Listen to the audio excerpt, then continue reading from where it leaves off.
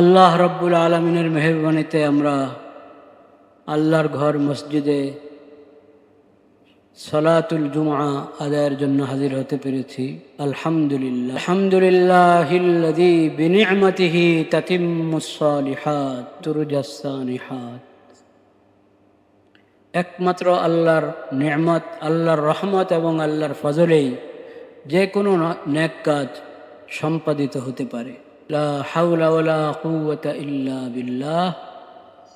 আমরা জুমার দিন জুমার খুতবা এবং নামাজের আগে স্থানীয় ভাষায় কিছু দ্বীনি কথা আলোচনা করে থাকি। এমনি তো দ্বীন ঈমান সম্পর্কে যে কোনো কথাই বলা হোক, যদি কথা সহি হয়, দ্বীন ঈমান সম্পর্কে যাই বলা হোক, সহি কথা হলে সেটা নবী করিম সাল্লাল্লাহু আলাইহি ওয়াসাল্লামের সিরতের আলোচনা। কারণ দ্বীন ঈমান সম্পর্কে আমরা যাই পেয়েছি, একমাত্র সর্বশেষ নবী, শ্রেষ্ঠ নবী, বিশ্ব নবী হজরত মুহাম্মদ মুস্তফা সাল্লাল্লাহু আলাইহি ওয়া আলা আলিহি ওয়াসাল্লাম এর শিক্ষা এবং তার পবিত্র সিরত থেকে পেয়েছি। ওমা আরসালনাকা ইল্লা রাহমাতাল লিল আলামিন। তো রহমতের নবী হজরত মুহাম্মদ মুস্তফা সাল্লাল্লাহু আলাইহি ওয়াসাল্লামের পবিত্র সিরত থেকেই আমরা দ্বীন ঈমান পেয়েছি। আল্লাহ রাব্বুল আলামিন তাকে যে কোরআন দান করেছেন, শরীয়ত দান করেছেন এবং হিকমা ও হাদিসের সুন্নাহর যে শিক্ষা দান করেছেন, নবীজির সিরতের মাধ্যমে আমরা সেই শিক্ষাগুলোই পেয়েছি। কিন্তু আমি চাচ্ছি কিছু দিন, কিছু জুমা আমরা সরাসরি সিরত থেকেই, নবীজির সিরত থেকেই, নবী করিম সাল্লাল্লাহু আলাইহি ওয়াসাল্লামের পবিত্র সিরত থেকেই আমরা কিছু শিক্ষা, কিছু ঘটনা আলোচনা করতে থাকি।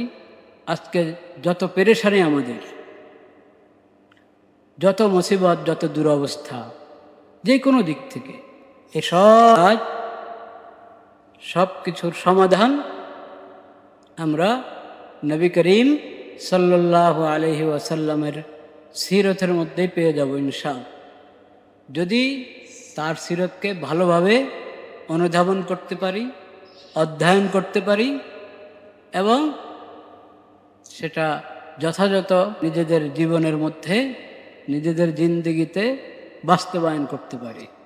আল্লাহ রাব্বুল আলামিন বলেছেন সূরাতুল আহজাবের মধ্যে আয়াত, লাকাদ কানা লাকুম ফি রাসূলিল্লাহি উসওয়াতুন হাসানাহ লিমান ইয়ারজুল্লাহ ওয়াল ইয়াউমাল আখির ওয়া যাকারাল্লাহা কাসীরা। তোমাদের জন্য রাসূলুল্লাহ এর মধ্যে রয়েছে সর্বোত্তম আদর্শ, নির্ভুল আদর্শ, পূর্ণাঙ্গ আদর্শ। তোমরা যদি নিজেদের জীবনকে গড়তে চাও, প্রতিটি অঙ্গ, ব্যক্তি জীবন থেকে নিয়ে শুরু করে জীবনের প্রতিটি অঙ্গন যদি আমরা চাই সুন্দর হোক, নিরাপদ হোক, অর্থবহ হোক, তাহলে রাসূলুল্লাহ, আল্লাহর রসুল হজরত মুহাম্মদ মুস্তফা সাল্লাল্লাহু আলাইহি ওয়াসাল্লামের মধ্যে, তার সিরতের মধ্যে তোমাদের জন্য উত্তম নমুনা রয়েছে। তার সিরতকে দেখে দেখে গড়ো, নিজেদের জীবন গড়ো নবীজির সিরত দেখে। লিমান কানা ইয়ারজুল্লাহ ওয়াল ইয়াউমাল আখির। যদি আল্লাহর রহমত পেতে চাও, তুমি আশা করো যে আল্লাহর রহমত পাবে দুনিয়াতে এবং আখিরাতে, চাও দুনিয়াতে এবং আখিরাতে আল্লাহর রহমতের ভাগী হবে, আল্লাহর রহমত পেতে চাও, ইয়াকিন থাকে যে তুমি আল্লাহর দরবারে হাজির হতে হবে, এই বিশ্বাস যদি তোমার থাকে, আর যখন হাজির হবে না একবারে যাতে সহজ হয়ে যায়, মিজানের মধ্যে তোমার নেকির পাল্লা ভারী হয়, আমলনামা তোমার ডান হাতে আসে চাও, তাহলে নবীজির সিরতকে অবলম্বন হিসাবে গ্রহণ করো, এছাড়া আর কোনো রাস্তা নেই। তুমি আল্লাহকে স্মরণ করতে চাও, আল্লাহর জিকির করবে, আল্লাহর আনুগত্য করবে, আল্লাহকে সন্তুষ্ট করবে, সেটার জন্য একমাত্র রাস্তা নবী করিম সাল্লাল্লাহু আলাইহি সাল্লামের পবিত্র সিরতকে উসওয়ায়ে হাসানা হিসেবে গ্রহণ করো। কুনতুম তুহিব্বুনাল্লাহ ফাত্তাবিউনি ইউহিব্বুকুমুল্লাহ। আল্লাহর ভালোবাসা চাও, তুমি আল্লাহকে ভালোবাসো, আর আল্লাহ তোমাকে ভালোবাসবেন এটা তুমি চাও, এটারও একমাত্র রাস্তা আখিরি নবী, সর্বশেষ নবী, শ্রেষ্ঠ নবী, বিশ্ব নবী হজরত মুহাম্মদ মুস্তাফা সাল্লাল্লাহু আলাইহি ওয়াসাল্লামের অনুসরণ করো, তার সুন্নাহর অনুসরণ করো, তার আনুগত্য করো এবং তার সিরতকে নিজের জন্য নমুনা হিসেবে গ্রহণ করো। আজকে এই জুমায় আমরা নবী করিম সাল্লাল্লাহু আলাইহি সাল্লামের সিরত থেকে বর্তমানের যত বড় বড় সংকট, একটি সংকটের সমাধান আমরা নবী করিম সাল্লাল্লাহু আলাইহি সাল্লামের সিরত থেকে নেওয়ার চেষ্টা করব, আলোচনা করার চেষ্টা করব ইনশাআল্লাহ। মাদকাসক্তি নিয়ে সবাই পেরেশান। গত 2 জুমা আগে এই বিষয়ে কিছু আলোচনা হয়েছিল। আজকে ওই বিষয়টাই আমি নবী করিম সাল্লাল্লাহু আলাইহি সাল্লামের সিরতের আলোকে আলোচনা করতে চাচ্ছি। আল্লাহ তৌফিক দেওয়ার মালিক।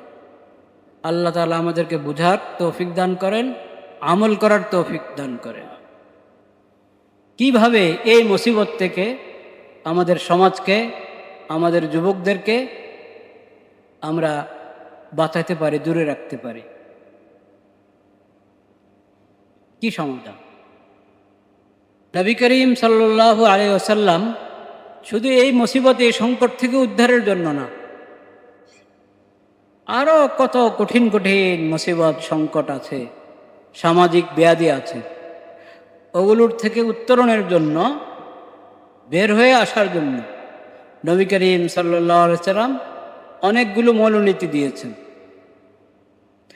এবং একবারই হাতে কলমে ধরে এক এক সংকট এবং এক এক মুসিবতের থেকে রক্ষার জন্য ব্যবস্থাও দান করেছেন।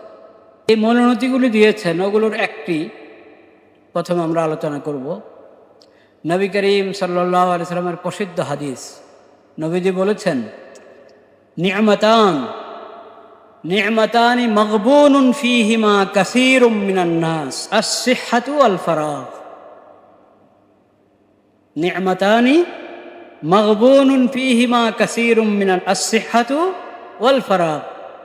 আল্লাহর 2টি নিয়ামত, গুরুত্বপূর্ণ অনেক বড় 2টি নিয়ামত, কিন্তু এই নিয়ামতগুলোর মানুষ যথাযথ মূল্যায়ন করে না, শুকর আদায় করে না, না করার কারণে তারা লোকসানে পড়ে আছে।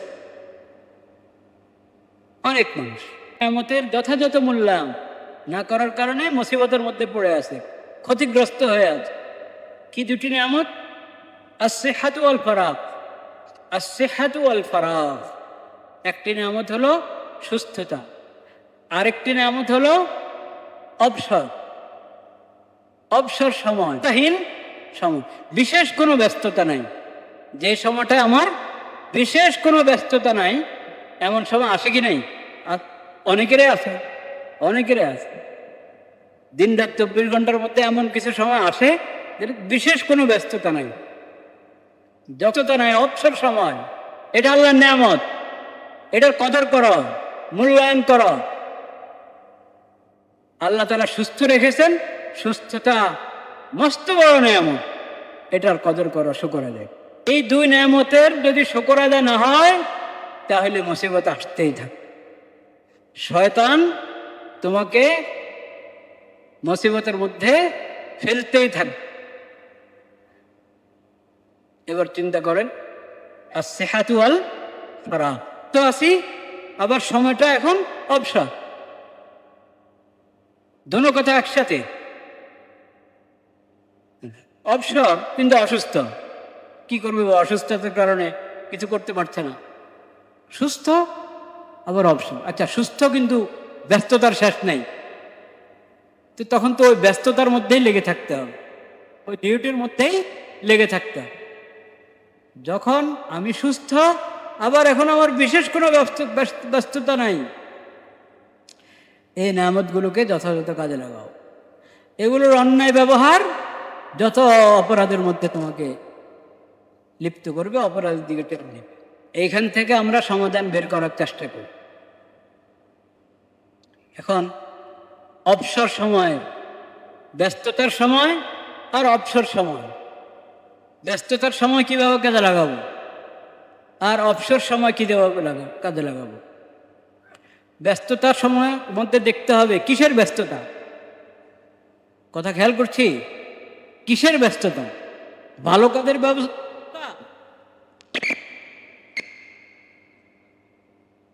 ভালো কাজের ব্যস্ততা, নাকি অন্যায় কাজের ব্যস্ততা? আমরা তো সব কিছুরই ব্যস্ততা মনে, হ্যাঁ? অন্যায় কাজের ব্যস্ততা, এটা কি ব্যস্ততা? অন্যায় কাজ ছাড়তে হবে, গুনার কাজ ছাড়তে হবে, বেকার থাকা ছাড়তে হবে। ব্যস্ততা হলো যে কাজের মধ্যে দুনিয়া বা আখিরাতের কোনো ফায়দা আছে, দুনিয়ার ফায়দা বা আখিরাতের ফায়দা। মুমিনের দুনিয়ার ফায়দা যেটা, সেটাও পরোক্ষভাবে আখিরাতের কি ফায়দা, দুনিয়ার ফায়দা বা আখিরাতের ফায়দা, এটার নাম ব্যস্ততা। তো ওটাকে তো ওইভাবেই কাজে লাগাবো যাতে এটা আমার কবরে হাসরে কাজে আসে, দুনিয়ার সফলতা এবং আখিরাতের সফলতার মধ্যে কাজে আসে। এটা হলো ব্যস্ততার সময়ের দায়িত্ব। আর যখন বিশেষ ব্যস্ততা নাই, তো এটা তো মহা সুযোগ। বিশেষ ব্যস্ততা নাই এর মানে হলো আমি যে কোনো নেক কাজের মাধ্যমে এই অবসরকে কি করতে পারি, কাজে লাগাইতে পারি। এই অবসর সময়কে যে কোনো নেক কাজের মাধ্যমে কাজে লাগাইতে পারি। এখন অনেক সময় দুর্ভাগ্যের কথা, এটা দুর্ভাগ্যবশত বা এটা একটা আপনার দুঃখজনক বাস্তবতা, হ্যাঁ, যে আমরা অনেক সময় অবসর সময় ভালো কাজ খুঁজে পাই না, নেক কাজ খুঁজে পাই না। এটা আফসোসের বিষয়। নেক কাজ খুঁজে পাই না কেন? কারণ নেক কাজের তালিকা নাই আমাদের হাতে। আমাদের হাতে নেক কাজের কি নাই? তালিকা নেই। নবী করিম সাল্লাল্লাহু আলাইহি সাল্লামের নেক কাজের তালিকা দিয়েছেন। আল্লাহ রাব্বুল আলামিন তৌফিক দিলে কোনো জুমায় সংক্ষিপ্তভাবে ওই তালিকাও শোনানো হবে ইনশাআল্লাহ। নবী করিম সাল্লাল্লাহু আলাইহি সাল্লাম নেক কাজের তালিকা দিয়েছেন অনেক হাদিসের মধ্যে। ওই অবসর সময় আপনি সেই তালিকা হাতে ধরেন, স্মৃতিতে রাখেন, ওখানে দেখতে থাকেন,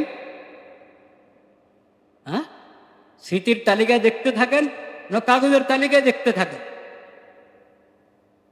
যখন দেখবেন যে কোনো নেক কাজ খুঁজে পাচ্ছি না এবং নেক কাজের জন্য প্রস্তুতি গ্রহণ করতে হবে, আয়োজন গ্রহণ করতে হবে, সেই প্রস্তুতি গ্রহণ করা, আয়োজন করার জন্য মন চাচ্ছে না বা সেই সুযোগ নাই, আমি মনে করছি ওই সুযোগ কি নাই, তো একেবারে সহজ বিষয় কি বলেন? জিকির করেন, সুবহানাল্লাহ, আলহামদুলিল্লাহ, লা ইলাহা ইল্লাল্লাহ, আল্লাহু আকবার, আস্তাগফিরুল্লাহ, আস্তাগফিরুল্লাহ। হুজুর লম্বা লম্বা ইস্তেগফার পারে না, তো লম্বা ইস্তেগফার পারেন না, এটা কে না পারে বলেন? আস্তাগফিরুল্লাহ, আস্তাগফিরুল্লাহ, আস্তাগফিরুল্লাহ, আস্তাগফিরুল্লাহ। নেক আমল লেখা হচ্ছে, সব লেখা হচ্ছে, সব। সুবহানাল্লাহ বলছেন সব, আলহামদুলিল্লাহ বলছেন সব লেখা হচ্ছে। এটার জন্য কোনো আয়োজনের দরকার আছে? কোনো প্রস্তুতি গ্রহণ করার দরকার আছে? অজু করার দরকার আছে? মসজিদে যাওয়ার দরকার আছে? ক্যাবলামুখী হয়ে বসার দরকার আছে? সুবহানাল্লাহ, আলহামদুলিল্লাহ, লা ইলাহা ইল্লাল্লাহ, আল্লাহু আকবার। কোরআন তেলাওয়াতের কথা বলবেন, আমি হাফেজ না, হাফেজ না তো 3-4 সূরা 8-10 সূরা মুখস্থ নাই, ওগুলো পড়তে থাকেন না, আল্লাহ পড়তে থাকেন না, ওদের আমার শুদ্ধ না, তো শুদ্ধ করেন না।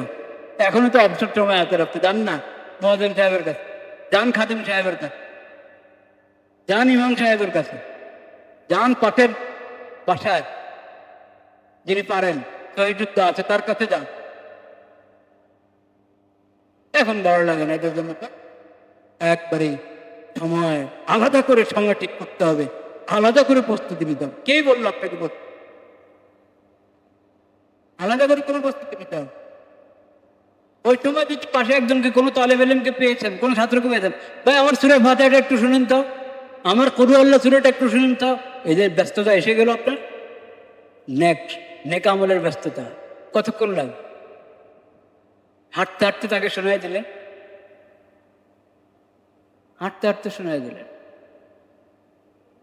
তো ব্যস্ততা, বিশেষ ব্যস্ততা নাই যে সময়, ওই সময়কে কাজে লাগানোর জন্য প্রস্তুতিবিহীন, আয়োজনবিহীন শত নেক আমলের তালিকা নবী করিম সাল্লাল্লাহু আলাইহি ওয়াসাল্লাম দিয়েছেন।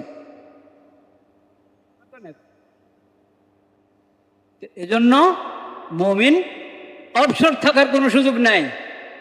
অবসর থাকার ব্যাপারে মুমিনের কোনো ওজর নাই, কোনো ওজর নাই। যার জন্য আল্লাহ রাব্বুল আলামিন যে কোনো উপকারী বিষয় তুমি শিখছ বা আরেকজনকে শিখাচ্ছ, এটা একটা নেক আমল। যে কোনো উপকারী বিষয়, জাগতিক বিষয় হোক, আখিরাতের বিষয় হোক, উপকারী কিনা দেখেন আপনি। যেটা উপকারী বিষয় হয় ওটা শিখা এবং শিখানো একটা নেক আমল, বড় বড় নেক আমল। আপনি যখন অবসর, আপনার ঘরে বাচ্চাকে শিখান, কিছু একটা শিখান। ডান বামের কথাই শিখান না, যে ডান হাতে খেতে হয়, ডান হাতে গ্লাস ধরতে হয়। এটা ভদ্রতা হলো, সুন্নত হলো, নেক আমল হলো, আল্লাহকে খুশি করার বিষয় হলো। হ্যাঁ, নাক সাফ করতেছ, বাম হাতে সাফ। হাঁচি এসেছে আলহামদুলিল্লাহ বলো। হাঁচি আসছে তো একটু রুমাল দিয়ে বা কিছু না থাকো, একবার হাত দিয়ে হলো তুমি নাক মুখ একটু ঢাকো, যাতে এদিক সেদিক না ছড়া। এই যে কথাটা শিখালেন, এটা নেক কথা শিখালেন তাকে, এটা নেক আমল। এটা কি নেক আমল? যেই কোনো সুন্দর কথা নেক আমল, যে কোনো সুন্দর কথা নেক আমল। আপনি বসে আছেন আপনার ঘরের সামনে, একজন রিক্সায় যাচ্ছে, ভাই অমুক জায়গাটা কোথায়, কিভাবে যাব? আপনি সুন্দর করে একরামের সাথে, একটা থাকে অবহেলার সাথে, ওদিকে দেখেন না, কোনো মানে সময় দিতে রাজি নেই, সময় দিতে কি নাই রাজি নেই, ওদিকে যান, ওদিকে জিজ্ঞেস করেন। আরো জন সেই কথার সাথে সাথে উঠে দাঁড়ায়, কোথায় যেতে চাচ্ছেন আপনি? আপনি এইভাবে যান, ওখানে একটা মোড় আসবে, ওখান থেকে ডানে যাবেন, ওখানে এরপর আরেকটা মোড় আসবে, তারপর আপনি জিজ্ঞেস করে নিয়েন কাউকে সুন্দর করে। যে জিজ্ঞেস করেছে সেও সালাম না, আসসালামু আলাইকুম রহমতুল্লাহ, ভাই একটু জানতে পারি আমি অমুক দিকে যেতে চাচ্ছি, কীভাবে যাব? অমুক জায়গায় যেতে চাচ্ছি, কীভাবে যাব? আপনি ওয়ালাইকুম আসসালাম সুন্দর করে বুঝিয়ে দিলেন, বললেন। মনে আপনার কথার দ্বারা বোঝা যাচ্ছে আপনি গুরুত্বের সাথে বলছেন, মহব্বতের সাথে বলছেন, বিরক্ত হচ্ছেন না। এটা নেক আমল, নবীজি বলেছেন এটা নেক আমল। আর উনি উত্তর পাওয়ার পরে জাযাকাল্লাহ, ধন্যবাদ, থ্যাংক ইউ, চলো থ্যাংক ইউ বলেন। নবীজির শিক্ষা জাযাকাল্লাহ, ওটা তো মুখস্থ করতে পারিনি।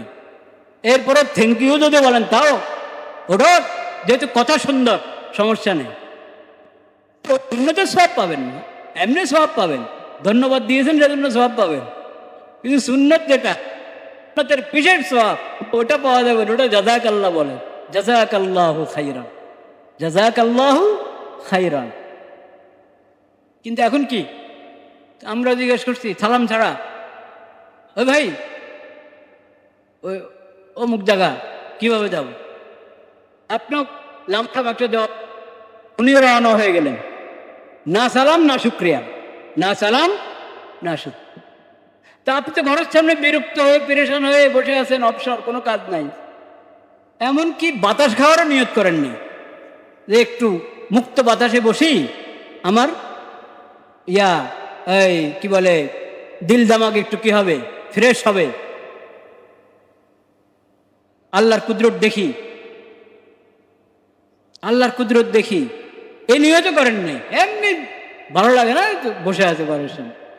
তো এই যে অবসর সময়টা, নবী করিম সাল্লাল্লাহু আলাইহি ওয়াসাল্লাম এই অবসর সময়ের জন্য আপনাকে নেক কাজের তালিকা দিয়ে দিয়েছে। বলেছেন এমনভাবে বসো কারো রাস্তার কি না হয়, সংকট সৃষ্টি না হয়, চলাফেরার সংকট সৃষ্টি না হয়। এক, নেকামো।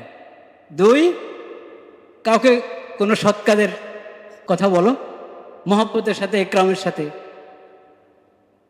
কোনো সৎ কাজের কথা বলো। কোনো অন্যায় দেখছো তো ওটা মহব্বতের সাথে সুন্দরভাবে তাকে বুঝিয়ে দাও, বা এটা করা ঠিক না, এটা আরেকটা নেকামো। আর বসে আছেন, জিকিরে থাকেন, জিকিরে ফিকিরে থাকেন, সুবহানাল্লাহ, আলহামদুলিল্লাহ, লা ইলাহা ইল্লাল্লাহ, আল্লাহু আকবার, দুরূদ শরীফ পড়েন। যে নবীর মাধ্যমে এই সব শিক্ষা পেলাম, ছোট বড় সব শিক্ষা, তিনি আল্লাহ আমাদেরকে হুকুম করছেন নবীর জন্য দুরূদ পড়ো, আল্লাহর কাছে রহমতের দোয়া করো নবীর জন্য। নবী আমাদের কাছে মনে হয় যেন নবী একবারে ভিক্ষা চাচ্ছেন আমাদের কাছে, ওইভাবে বলছেন দুরূদের জন্য। আমরা মুখাপেক্ষী না নবীজি মুখাপেক্ষী? আমরা মুখাপেক্ষী তো দুরূদ পড়ে না। ওই যে হুজুর লম্বা লম্বা দুরূদ পারে না, নমাজেরটাই পড়তে থাকেন, নমাজে পড়েন না দুরূদ শরীফ, ওটা তো সবচেয়ে বড় লম্বা দুরূদ। হ্যাঁ, আর সংক্ষিপ্ত দুরূদ পড়েন, সংক্ষিপ্ত দুরূদ, সাল্লাল্লাহু আলাইহি ওয়াসাল্লাল্লাহু আলা মুহাম্মদ সাল্লাল্লাহু আলাইহি ওয়াসাল্লাম সাল্লাল্লাহু আল্লাহুম্মা সাল্লি আলা মুহাম্মাদিন নবিয়্যিল, দুরূদ পড়েন। যার কাছে জিকির আছে, আচ্ছা আরো কথা শুনেন, জিকির না দোয়া, দোয়া করবেন, এটা নেকামল, এটা ইবাদত। এই যে বিরক্ত হয়ে বসে আছেন এখন, রাস্তায় গিয়ে রাস্তার পাশে বসে আছেন, দোকানে বসে আছেন, আল্লাহ হেফাজত করেন।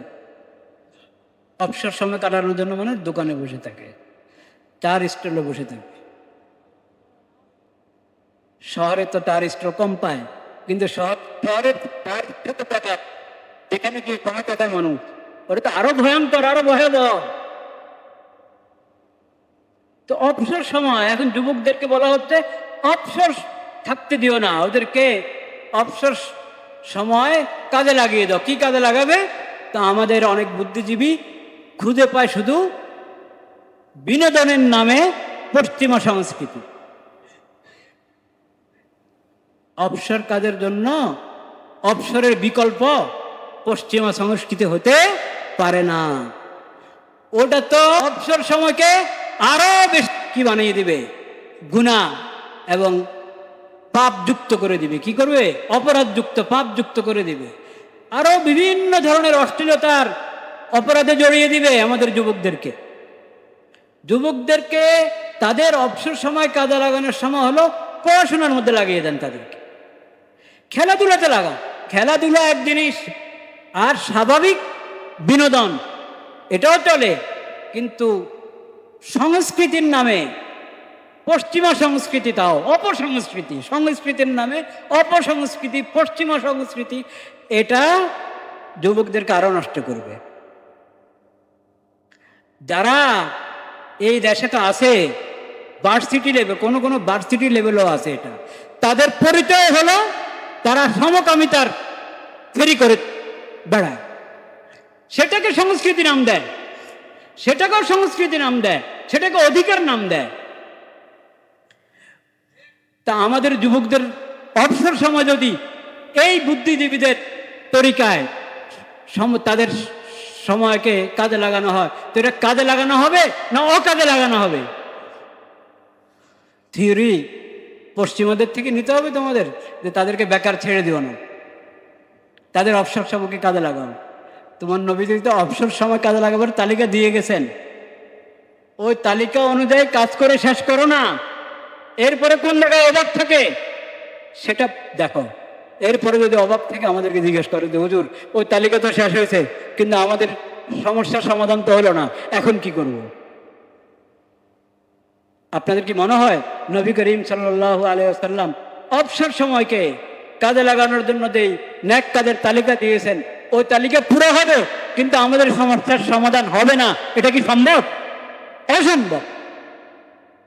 পড়াশোনাতে লাগিয়ে, জিকিরে লাগিয়ে, কোরআন শিখাও, হালাল হারাম শিখাও তাকে, তার জন্য ঘরের পরিবেশটা সুন্দর করো,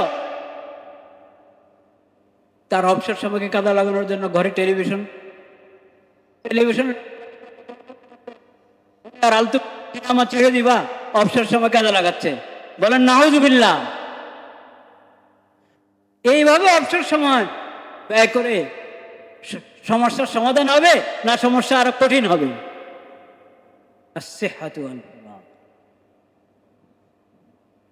তাকে নামাজ তাকে পড়ার জন্য নির্দেশ দেওয়া হবে। মুরু সিবিয়ানুকুম বিসসালাহ, মুরু সিবিয়ান ওয়াহুম আবনাউ সাবঈ সিনিন ওয়াজরিবুহুম আলাইহা ওয়াহুম আবনাউ আশ। আচ্ছা, আপনারা কি এই বিষয়গুলো দিদি মহাদেরকে বলেন? সচিবালয় জানান এটা? আমাদের মুসল্লি কমিটির ভাইদের কোনো দায়িত্ব আছে? খেয়াল করে না মানে? না না, খেয়াল করে না, এটা কোনো কথা না। অভিযোগ জানাইতে হবে, আপনারা বিষয়টা পেশ করতে হবে ওনাদের সামনে, যথাযথ পেশ করতে হবে। ওনাদের অনেক ব্যস্ততা, ওনাদের সামনে বিষয়টা যথাযথ উপস্থাপন করতে হবে যে মসজিদের ভিতরে তো কিছুদিন থেকে চলছিল মাশাআল্লাহ সুন্দর, ভিতরে কমপক্ষে যথাযথ আওয়াজ বোঝা যেত, শোনা যেত। এখন ভিতরেও ঠিকমতো শোনা যাচ্ছে না। পূর্ব পাশের চত্বরে সমস্যা, দক্ষিণের চত্বরে তো আরও বেশি সমস্যা সাউন্ডের। এটার জন্য জরুরি ব্যবস্থা এবং নগদ ব্যবস্থা গ্রহণের অনুরোধ আমাদের পক্ষ থেকে, সমস্ত মুসল্লিদের পক্ষ থেকে আপনারা দায়িত্বশীলদের কাছে পৌঁছাবেন। বারবার বলা হয়েছে, এই কথা বলবেন না। উসুল করবেন কাজ একরামের সাথে, মহাব্বতের সাথে, একরামের সাথে মহাব্বতের সাথে কাজ উসুল করতে হবে। আমার তো কথা শুরুই হয়নি,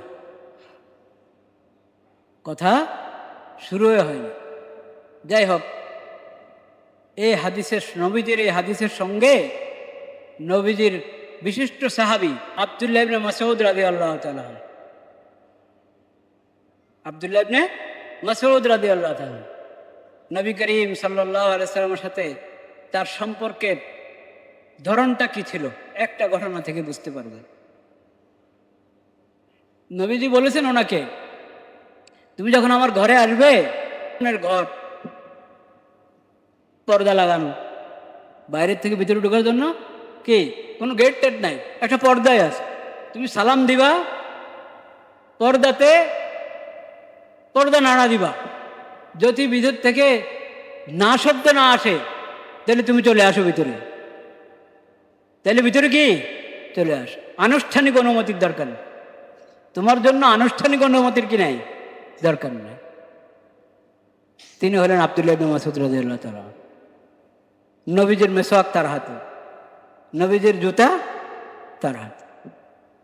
সে আব্দুল্লাহ ইবনে মাসউদ রাদিয়াল্লাহু তাআলা বলেন, লা আকরাহু রাজুল, ইন্নী লা আকরাহু আন আরা রাজুলা ফারিগান লাইসা ফি শাইইন মিন আমালিদ দুনিয়া ওয়ালা ফি আমালিল আখিরাহ।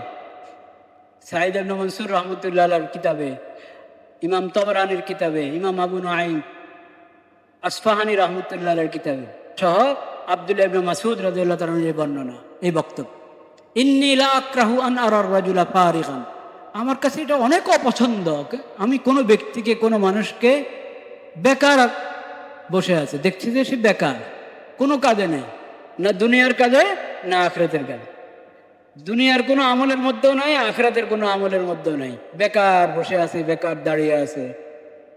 এটা আমার অনেক অপছন্দ, এটা আমার অনেক অপছন্দ। নবীজির সাহাবী হলে অপছন্দ হবে কি হবে না? যে নবীর শিক্ষা, নি'মাতানি মাগবুনুন ফীহিমা কাসীরুম মিনান নাস, আস-সিহহাতু ওয়াল ফারাগ, যে নবীর শিক্ষা, মিন হুসনি ইসলামিল মারই তারকুহু মা লা ইয়ানি, অহেতুক অনর্থক কোনো কথা, কোনো কাজে মুমিন লিপ্ত হতে পারে না। মুমিনের ইসলামের সৌন্দর্য হলো যত অনর্থক অহেতুক আছে ওগুলো থেকে দূরে থাকবে, তার কোনো না কোনো উপকারী জিনিসের মধ্যে, দিন দুনিয়ার দিক থেকে উপকারী এমন কোনো কথা কাজের মধ্যে তার সময় ব্যয় হবে। এটা হলো মুমিনের শান। যে নবীর এমন শিক্ষা, সে নবীর সাহাবী এই কথা বলবেন কি বলবেন না? ইন্নী লা আকরাহু আন আরা রাজুলা ফারিগান, ইন্নী লা আকরাহু আন আরা রাজুলা ফারিগান লাইসা ফি শাইইন মিন আমালিদ দুনিয়া ওয়ালা ফি আমালিল আখিরাহ, দুনিয়ার কাজও না আখিরাতের কাজও না, এমনি আছে। তো দুনিয়ার যত কাজ যেটা উপকারী, তোমার উপকারে আসবে, ক্ষতিকর না, যত ক্ষতিকর ওটা থেকে দূরে থাকো, যত বেহুদা ওটা থেকে দূরে থাকো, যত অনর্থক অহেতুক ওটা থেকে দূরে থাকো। উপকারী কাজ, চাই দুনিয়ার হোক চাই আখিরাতের, উপকারী কাজে লেগে থাকো। এটা না হলে সময়ের কি হলো না, হেফাজত হলো না। এবং অবসর সময় আল্লাহর যে নেয়ামত, এই নেয়ামতের অপব্যবহার হবে। সুস্থতা যে আল্লাহর নেয়ামত, এটার অপব্যবহার হবে। এই অপব্যবহার নেয়ামতের নাশুকরি, এটা যে কোনো মুসিবত, যে কোনো অপরাধে জড়িয়ে ফেলতে পারে ব্যক্তিকে। আল্লাহ এটা থেকে আমাদেরকে হেফাজত করেন।